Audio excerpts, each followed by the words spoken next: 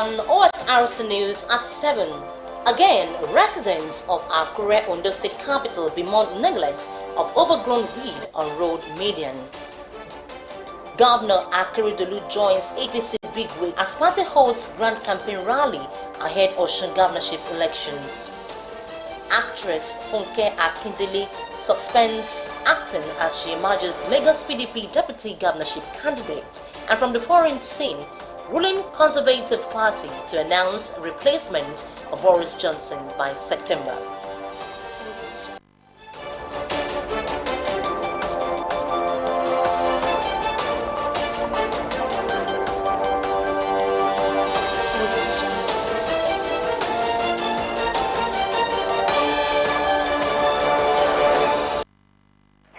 Thank you very much for joining us on the news tonight. I am Oyewumi Ayinigbara.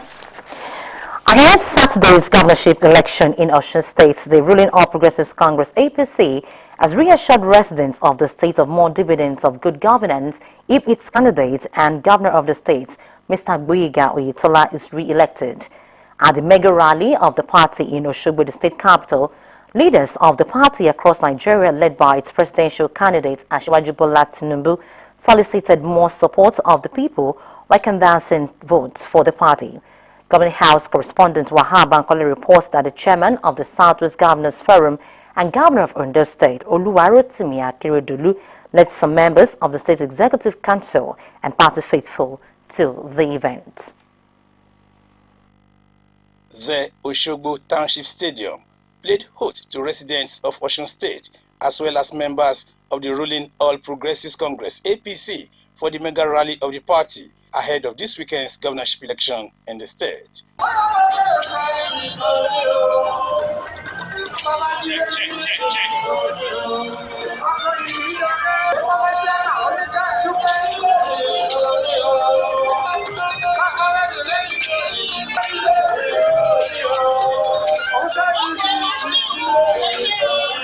The presidential candidate of the party in the 2023 general election, Asiwaju Bola Tinubu, and other party faithful, including chairman of the Southwest Governors Forum, Oluwarotimi Akeredolu, were on ground to canvass votes for the party.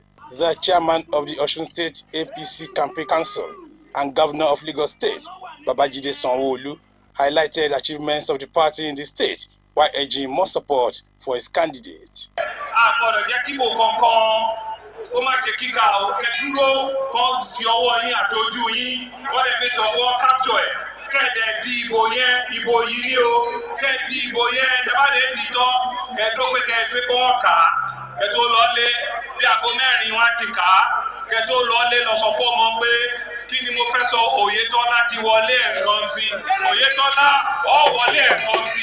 Other leaders of the party in the country, including governors, appealed to electorate in the state to sustain the impactful governance being enjoyed by them in the state. Governor Oyetola has taken very good care of them throughout these 4 years. And I'm convinced they are here in their numbers to ensure that he is given the opportunity to do his second term. We testify to the fact that Governor Gboyega has done so much since assuming office in this state. We are here to canvass for your support.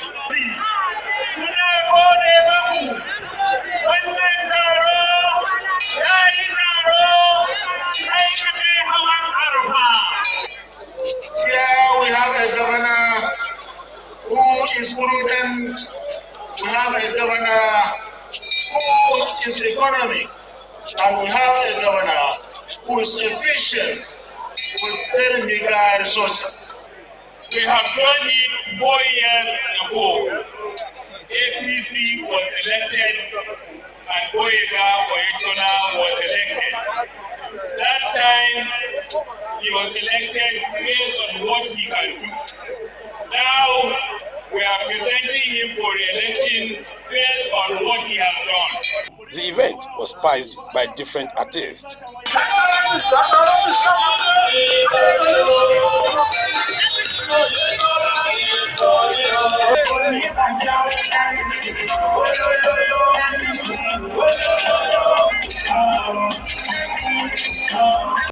2022 Osun State governorship election is billed for this weekend. From Oshogbo in Osun State, Wahab Bankoli, Osrc News.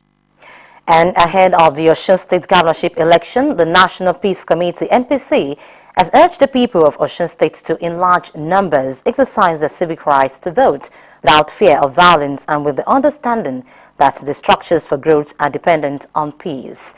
Chairman of the NPC, retired General Abdulsalami Abubakar, in a statement asserted that at the heart of the nation's democratic society is the opportunity for citizens to choose those who will lead them. According to him, the Osun State governorship election offers yet another opportunity to consolidate the gains recorded during the Ekiti State governorship election of June 2022, as well as to further assess Nigeria's preparedness for the 2023 general elections. He called on all actors in Osun State, in Osun governorship election, to carry out their duties in good faith towards contributing to the enhancement of democracy.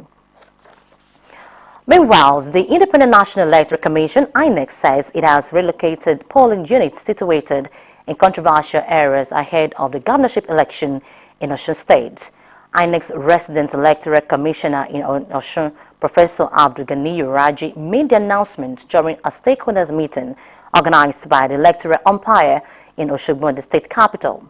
It said the action is to ensure adequate security and peaceful election, stressing that flashpoints have been identified and strategies mapped out to resolve issues that can truncate the election process. The REC also hinted at the conversion of the voting point to polling units in a bid to ensure the expansion of voter access to polling units.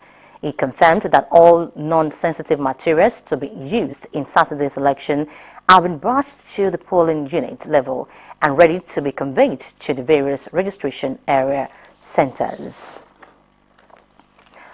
In the meantime, Nollywood actress Funke Akindele has said she's putting her acting career on hold while she plays an active role in Lagos State People's Democratic Party (PDP) governorship race, intimating the public about a deputy governorship candidacy, which has not been officially announced by the PDP. In a video posted on social media, the actress said that her acting career must be necessarily put on hold.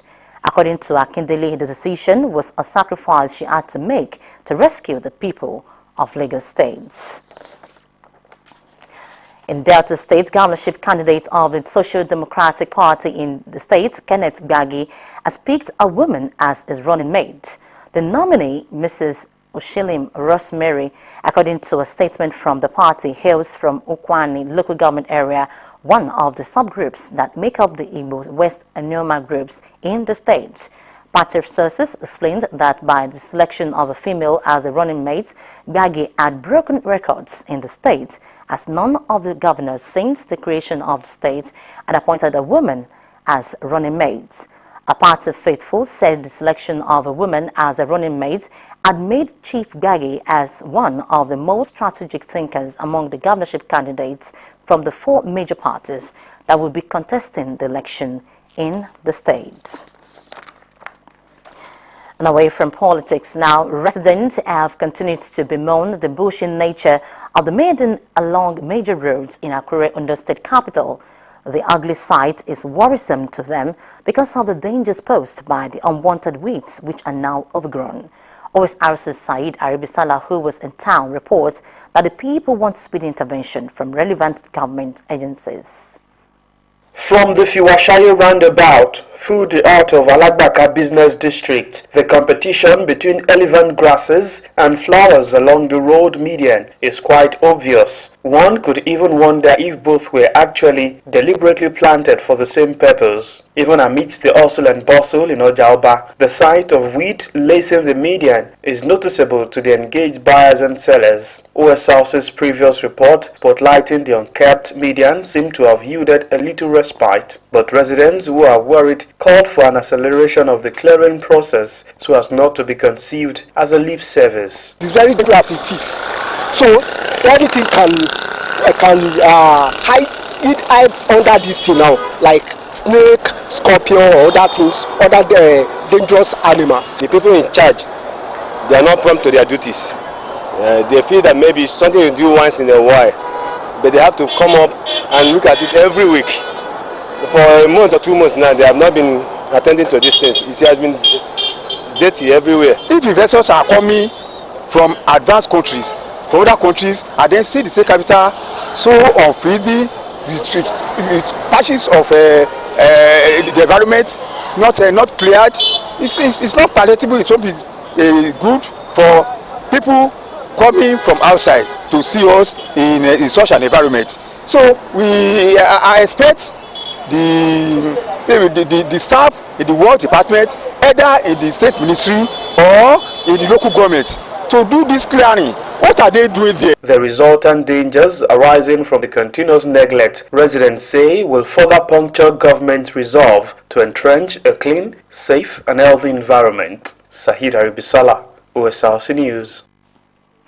Lagos State Governor Babajide Sanwo-Olu has ordered a probe into the accident that involved a boat sailing from Mile 2 to Beshe, in which lives were lost on Friday last week.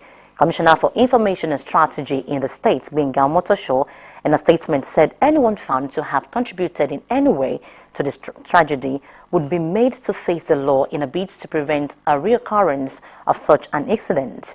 Emergency authorities, including the National Emergency Management Agency, NEMA, had said a total of 15 bodies were found during a recovery operation conducted after the boat capsized.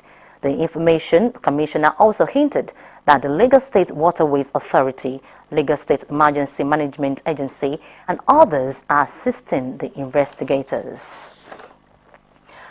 You're still watching Osrc News at 7. After the break, we'll bring you more stories. Please stay with us.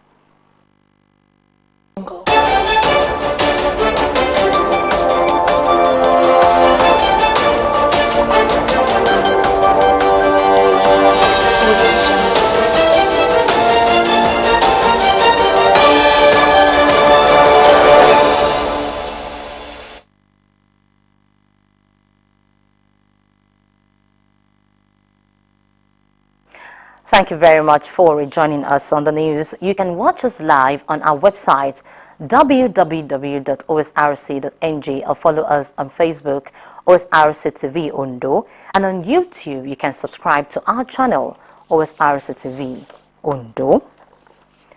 Wife of Ondo State Governor Betsy Anyanwu Akeredolu has reiterated her commitment to sustaining improvement relative to the rights and well-being of women, children and vulnerable groups in society. While addressing the gathering of International Federation of Women Lawyers in Nigeria Ondo State chapter during the 2022 FIDA Week in Akure, Ondo State capital, the governor's wife commended the association for living up to its vision to promote, protect and preserve the rights and interests of the citizenry. Omorion Lahungbeji reports that the event was declared open by Ondo State Governor Oluwarotimi Akeredolu. In 2021, the World Bank collection of development indicators confirmed the percentage of total population of children between age 0 and 14 in Nigeria to be 43.31, while that of women stood at 49.31, which shows that they dominate this population of the country. Little wonder the unrelented efforts of the wife of the governor, Mrs. Betty Anyanwu Akeredolu, to give succor to women and children in society through her various projects in Ondo State. Addressing the gathering of female lawyers in Akure, the governor's wife lauded the association's commitment towards saving mankind, saying it is in line with her convictions, values and pursuits for relative peace in the country. I am a witness to this organization's efficiency, dexterity, and capability.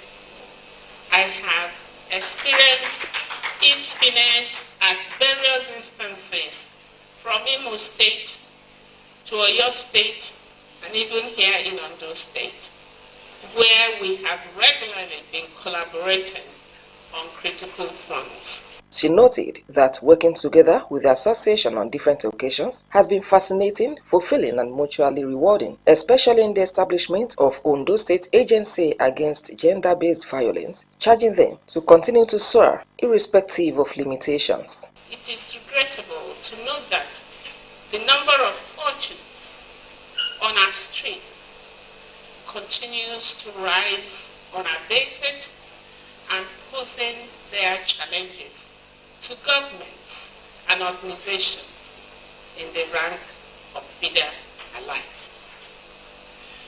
We must act now to halt the increasing number of street children, even as we continue to sustain successes already recorded in the fight against gender-based violence.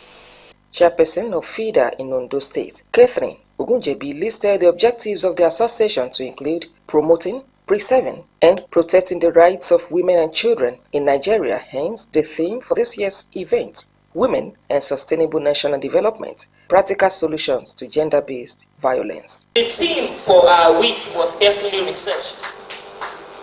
Given the recent increase in the number of cases of gender-based violence, with majorly women and children at the receiving end, of sad reality is the plight of women and children survivors from the dastardly act at Owo recently, and we pray that the good Lord will rest their souls and console the survivors of the attack. Special Advisor to Governor Akeredolu on Gender, Olamide Falana, commended FIDA for standing tall on issues concerning gender-based violence in Ondo State. There is a need for us to even do more. To be more innovative in our approach, to be more innovative in whatever we do, towards stemming down this ugly trend of gender-based violence. Declaring the event open, Governor of Ondo State, Oluwarotimi Akeredolu, represented by the State Attorney General, Charles Titiloye, lauded women in Ondo State for their display of support towards the growth of the state. We will not give room for violation of rights of women. Gone are the days when issues involving women will be thrown under the carpet. We continue to work effectively to protect the rights of our women. Therefore, on behalf of the governor of Ondo State, I hereby declare this topic and deliberation open. Thank you very much. The one-week program is expected to climax with a dinner, investiture of patrons and matrons, and award night. Omoriola Hunwiji, Osrc News. One of the core values of a purpose-driven government is the absorption and meaningful engagement of youth in the polity. This is why the present administration in Ondo State has availed numerous opportunities for youth to be gainfully employed. One of such incentives provided is a recent skill acquisition and youth empowerment program in conjunction with the Nigerian German Center for Job Migration and Reintegration. Juliet Buna reports that the graduation ceremony for beneficiaries of the training holds tomorrow. With numerous challenges Nigeria faces in all sectors of the economy, it is evident that youths are worst hit by the effects. The high rates of unemployment, coupled with non-existing basic and social securities, Nigerian youths are practically unproductive. Little wonder the youths are now pawns in the hands of non-state actors who lure them into crime, among other immoral engagements, from thuggery to armed robbery, cyber fraud to ritual killings, drug abuse to examination malpractice. Nigerian youths rate the highest in Africa. No one is taking responsibility for this heart-rending attribution. In Ondo State, and since assumption of office, the Akeredolu administration has prioritized youth development and empowerment through various programs. One of such programs is the Skill Acquisition and Youth Empowerment Program in conjunction with the Nigerian German Center for Job Migration and Reintegration. The program was launched by Governor Oluwarotimi Akeredolu on the 9th of June as one of the key features enshrined in the redeemed agenda. Governor Akeredolu was represented by his Chief of Staff Olugbenga Ale, emphasized that his administration is committed towards youth empowerment in the state. An opportunity which affords an avenue for addressing young people in the country must be properly utilized by all those who have the obligation to nurture them. Therefore, it is vitally important to appreciate the organizers of this beneficial partnership and collaboration with the private sector. For almost 1 month, the state government has rigorously trained 500 youths who scaled the first phase of the program. Among these trainees is Ayomide, who is into digital marketing, and just like others seated here, Ayomide says the training will be extremely helpful in adding value to our skill. I'm really honored to be part of this training. It has been a privilege to me because after this training I'll be able to use it for my business. With these skills I could be able to do more on my own, even without being employed, but I can still key in. I feel good by the program on the state government is putting to its youth, and I feel excited. The Senior Special Assistant to the Governor on Youth Empowerment, Mr. Lincoln Ojo, said the German Institute Assisted Empowerment Program could not have been possible without the support from Governor Oluwarotimi Akeredolu. Anybody that has applied or is in our program is on our database, and we intend to check up on them regularly, because we also have to report back to the institute that look at our people, they are doing very well, come and let's do some more. He said it is just a tip of the iceberg as government is ready to equip the youth with necessary skills. On graduation day, apart from graduation certificates they are going to get, the people doing makeup will get a complete makeup kit. The people doing barbing will get a complete barbing kit plus generator. Those doing fish production will get a charcoal-driven oven that can dry up to 50 fish. The Director of Finance and Administration in the agency, Mr. Owe Tuikumo, said the state government has strategized opportunities such as these for youth engagement. The wait for white-collar jobs is a frustrating one.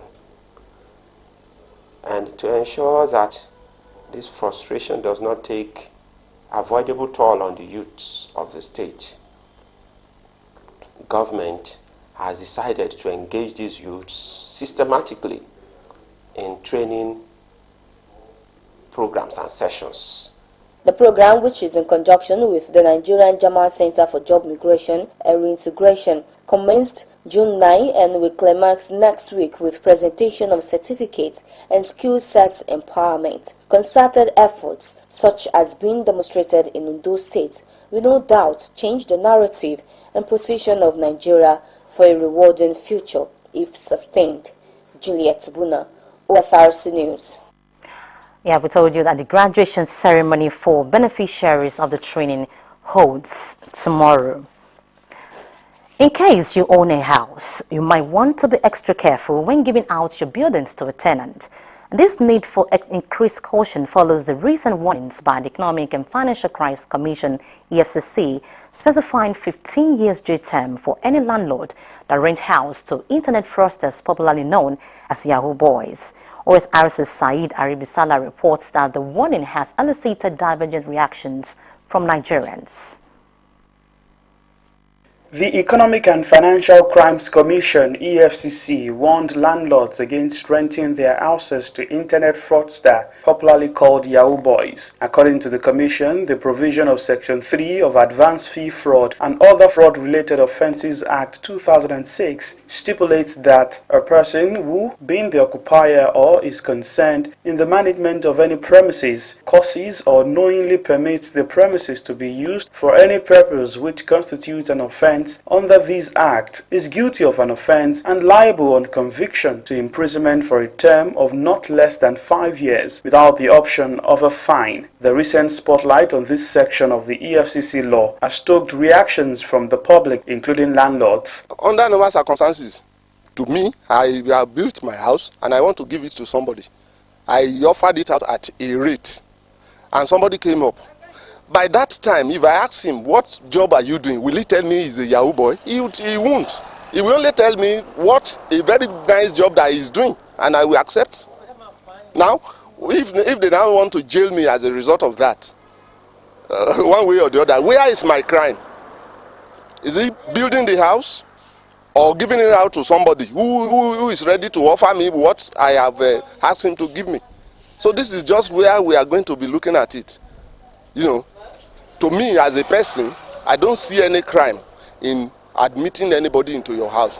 Not just because one way, there is no way a landlord will not ask what is your job, and that person will definitely give you a job which is doing, which is normal.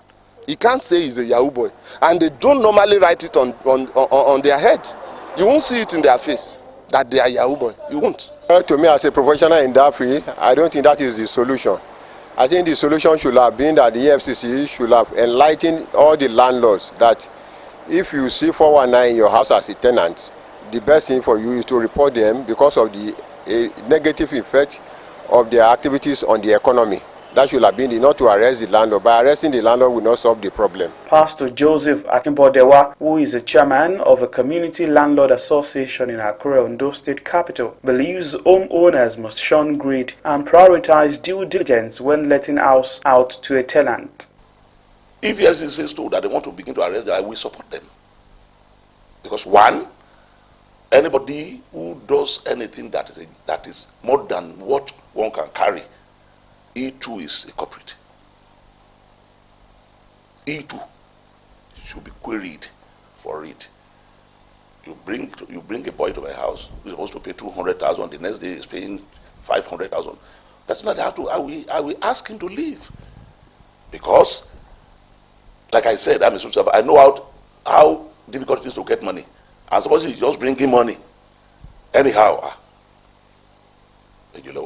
A lawyer, Mr. Jim Ofamoritiye, opined that the law will take its course if any landlord is found culpable. Section 6, paragraphs A to Q spells out the functions of the EFCC, and it includes investigation of all financial dealings, all financial crimes.